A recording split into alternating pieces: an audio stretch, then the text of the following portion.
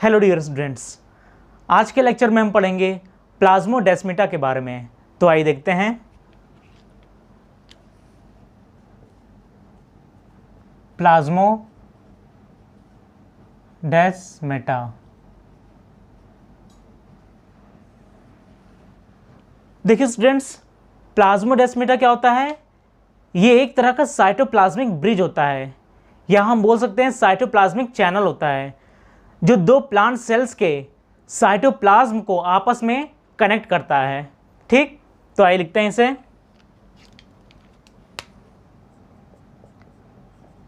These are small cytoplasmic bridges, या इसे हम बोल सकते हैं और cytoplasmic channels. Okay, which directly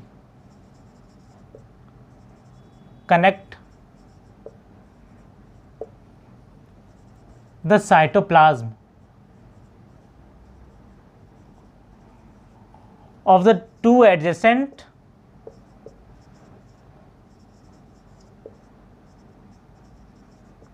plant cells. Okay, plant cells. तो क्या हुआ? प्लाज्मोडेस्माटा क्या हुआ? एक तरह का ये साइटोप्लाज्मिक चैनल होता है, या हम इसे बोल सकते हैं ब्रिज होता है, जो दो एडजेसेंट प्लांट सेल्स के साइटोप्लाज्म को आपस में कनेक्ट करता है। और ये देखिए, प्लाज्मोडेस्माटा प्लांट सेल्स में पाया जाता है। ठीक, इसे याद रखे रहिएगा। ओके, अब आइए इसे एक डायग्राम के थ्रू समझते हैं। तो इसे समझने के लिए हमें सेल वॉल के लेयर्स को शो करना पड़ेगा। तो आइए देखते हैं। तो सेल वॉल का सबसे पहला लेयर कौन सा होता है? Middle lamella. ओके, सबसे पहले मिडिल लैमेला का फॉर्मेशन होता है। इसके बाद मिडिल लैमेला के दोनों तरफ प्राइमरी सेल वॉल का फॉर्मेशन होता है। ओके, इस तरह से प्राइमरी सेल वॉल हो गया। ये प्राइमरी सेल वॉल में कुछ डिपोजिशन है, जैसे सेलुलोज और हेमीसेलुलोज का।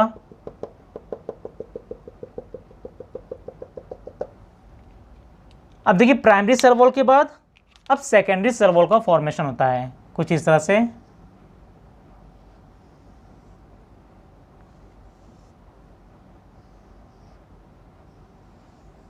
ओके, ये हो गया सेल वॉल। ठीक, अब सेल वॉल के बाद क्या होता है? ये प्लाज्मा मेम्ब्रेन होता है सेल का। ओके,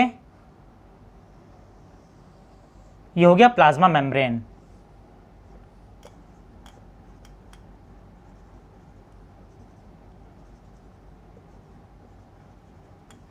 ठीक, अब देखिए, इस तरह से कुछ साइटोप्लाज्मिक चैनल बन जाता है दो सेल्स के बीच में। ठीक,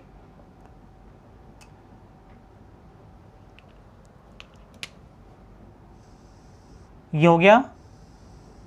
इस तरह से साइटोप्लाज्मिक एक चैनल बन गया, इसे हम बोलते हैं साइटोप्लाज्मिक ब्रिज। ठीक, इसी को अब हम क्या बोलते हैं? इसी ब्रिज को हम क्या बोलेंगे?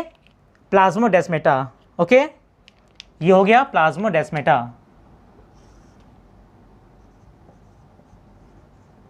प्लाज्मोडेस्माटा,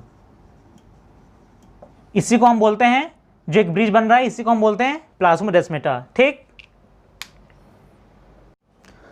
तो आप इस डायग्राम में देख सकते हैं कि जो ये साइटोप्लाज्मिक ब्रिज बन रहा है, वो देखिए पिट के थ्रू होते जा रहा है। ठीक, और ये पिट मेम्ब्रेन को क्रॉस करता हुआ दूसरे सेल में एंटर कर रहा है। ओके, तो हमने पिट मेम्ब्रेन क्या देखा था? पिट मेम्ब्रेन कैसे बनता है? ये मिडिल लैमेला और प्राइमरी सेल वॉल से। ये हो गया मिडिल लैमेला और primaries of the two cell. ये क्या बनाता है? Pit membrane.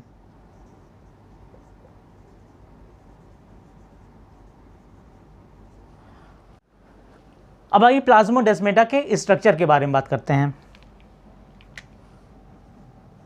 स्ट्रक्चर, तो देखिए प्लाज्मोडेस्माटा 3 लेयर से मिलकर बनता है। एक हो गया प्लाज्मा मेम्ब्रेन, दूसरा हो गया डेस्मोट्यूब्यूल और तीसरा हो गया साइटोप्लाज्मिक स्लीव। तो आइए इसे लिखते हैं। पहला लेयर हो गया प्लाज्मा मेम्ब्रेन,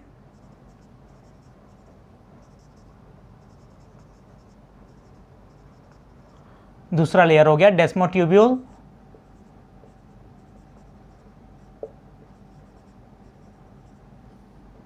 तीसरा हो गया साइटोप्लाज्मिक स्लीव। अब आइए एक करके इनको हम यहाँ डायग्राम में देखते हैं। तो प्लाज्मा मेम्ब्रेन क्या होता है? प्लाज्मा मेम्ब्रेन एक तरह का मेम्ब्रेन होता है, एक तरह का कवरिंग होता है जो सेल के इंटीरियर को बाहरी एनवायरनमेंट से अलग करता है। ठीक, अभी इस प्लाज्मा मेम्ब्रेन के बारे में अगले लेक्चर में हम इसकी डिटेल स्टडी करेंगे। तो देख सकते हैं ये हो गया प्लाज्मा मेम्ब्रेन। ओके, ये पोर्शन हो गया प्लाज्मा मेम्ब्रेन। अब बात करते हैं डेस्मोट्यूब्यूल के बारे में। तो देखिए इस प्लाज्मोडेस्माटा से एक नैरो ट्यूब पास होता है। हम बोल सकते हैं एक नैरो ट्यूब लाइक स्ट्रक्चर पास होता है प्लाज्मोडेस्माटा से, जो सेल दो एडजेसेंट सेल्स के एंडोप्लाज्मिक रेटिकुलम को आपस में जोड़ता है। ओके, ये हो गया एंडोप्लाज्मिक रेटिकुलम। मान लीजिए सेल ए है ये और ये सेल बी है, तो ये सेल ए के एंडोप्लाज्मिक रेटिकुलम को सेल बी के एंडोप्लाज्मिक रेटिकुलम से जोड़ता है। ये हो गया एंडोप्लाज्मिक रेटिकुलम। ठीक, तो आप देख सकते हैं ये एक नैरो ट्यूब है जो दो सेल्स के एंडोप्लाज्मिक रेटिकुलम को आपस में जोड़ता है। अब इसी नैरो ट्यूब लाइक स्ट्रक्चर को हम क्या बोलते हैं? डेस्मोट्यूब्यूल। ओके, आइए इसके बारे में लिख लेते हैं। तो क्या है? It is a narrow tube like structure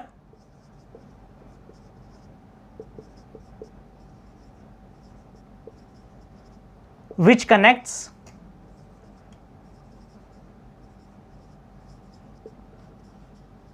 the endoplasmic reticulum, इसे ER हम लिख दे रहे हैं, of the two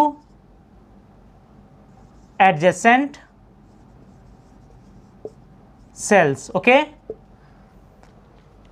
अब देखिए ये जो डेस्मोट्यूब्यूल है ये एंडोप्लाज्मिक रेटिकुलम को कनेक्ट करता है, और ये डेस्मोट्यूब्यूल किससे बनता है? ये एंडोप्लाज्मिक रेटिकुलम से ही बनता है। ठीक, तो डेस्मोट्यूब्यूल बनता भी एंडोप्लाज्मिक रेटिकुलम से है और ये दो सेल्स के एंडोप्लाज्मिक रेटिकुलम को जोड़ता भी है। ठीक, तो हम लिख सकते हैं next point, desmotubule it is composed of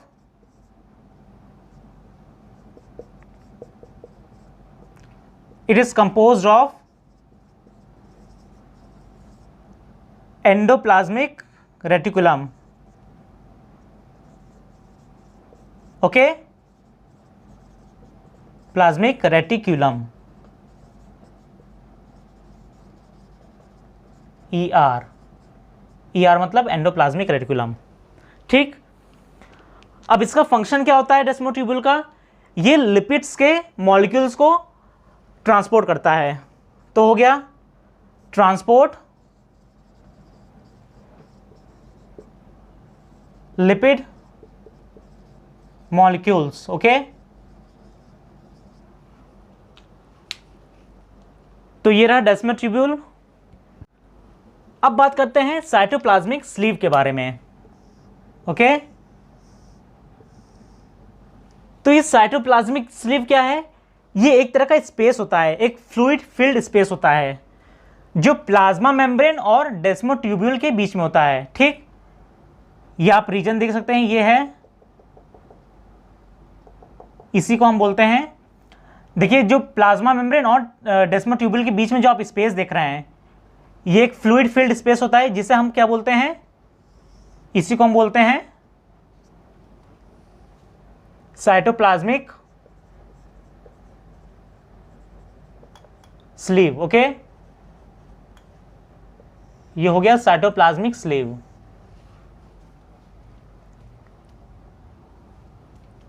और ये हो गया डेस्मोट्यूब्यूल। ओके,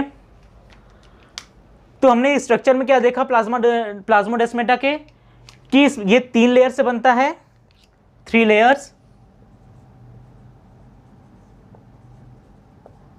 पहला क्या होगा, प्लाज्मा मेम्ब्रेन, जो हम लोग देख सकते हैं ये प्लाज्मा मेम्ब्रेन है। उसके बाद डेस्मोट्यूब्यूल, ये डेस्मोट्यूब्यूल हो गया। ओके, और तीसरा साइटोप्लाज्मिक स्लीव, जो स्पेस है एक फ्लूइड, इसको हम यहां लिख देते हैं, it is a fluid filled space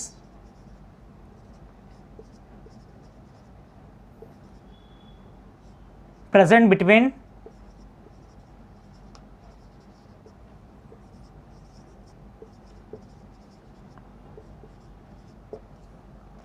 किसके बीच में, प्लाज्मा मेम्ब्रेन,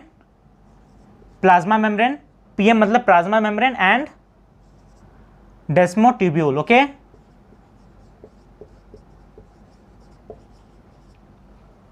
तो ये हो गया साइटोप्लाज्मिक स्लीव। अब बात करते हैं प्लाज्मोडेस्माटा के फंक्शंस के बारे में। तो आइए देखते हैं फंक्शंस। तो पहला फंक्शन क्या है, जो प्लाज्मोडेस्माटा आता है वो स्मॉल मॉलिक्यूल्स के डायरेक्ट फ्लो को अलाउ करता है एक सेल से दूसरे सेल तक। ठीक, स्मॉल मॉलिक्यूल्स जैसे आपका हो गया शुगर हो गया, अमाइनो एसिड्स हो गया, या कोई आयंस हो गया। ठीक, तो हम लिख सकते हैं plasmodesmata allow the direct flow of small molecules like sugar, amino acids,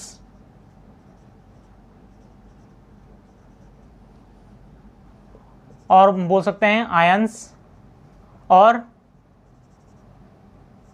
ions. Okay, अब देखिए दूसरा फंक्शन क्या है प्लाज्मोडेस्माटा का, ये 2 सेल्स के बीच में एक कम्युनिकेशन बनाता है। ठीक, तो हम लिख सकते हैं इसका second function, helps in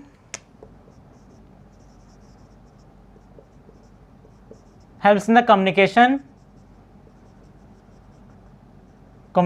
communication between the 2 adjacent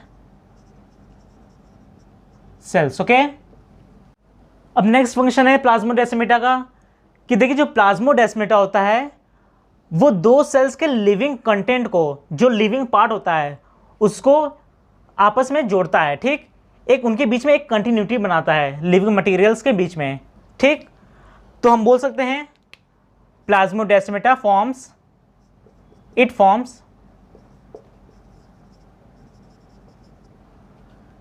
living continuum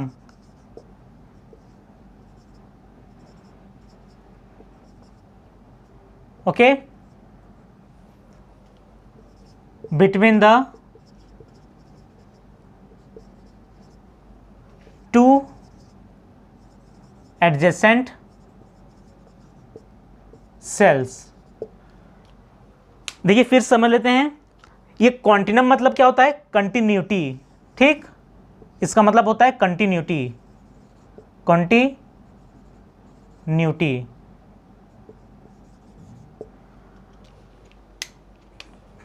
तो देख सकते हैं जो ये प्लाज्मोडेस्माटा होता है, ये 2 सेल्स के लिविंग पार्ट को, जिसे हम प्रोटोप्लाज्म बोलते हैं, प्रोटोप्लाज्म क्या होता है, वो सेल का लिविंग पार्ट होता है।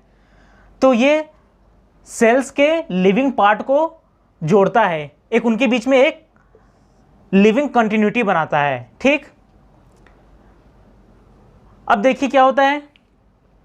अब इस प्रोसेस को हम क्या बोलते हैं? Apoplast, sorry symplast. Okay,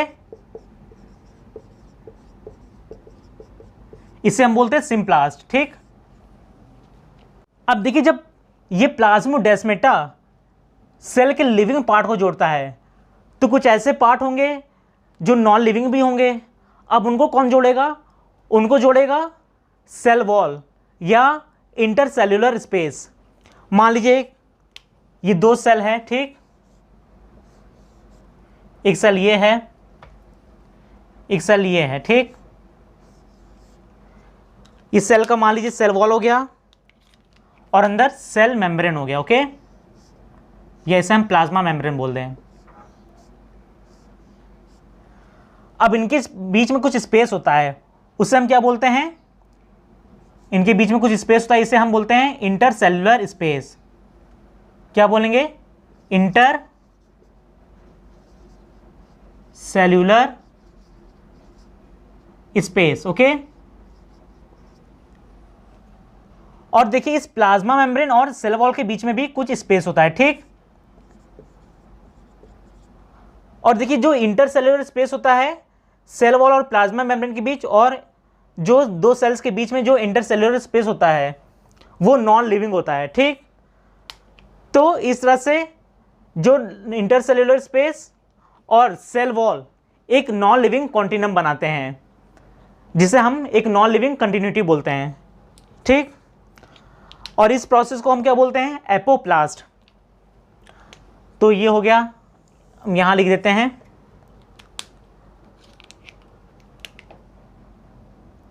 non living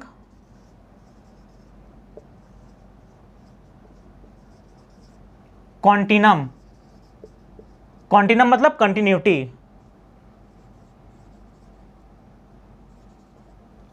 is formed by intercellular space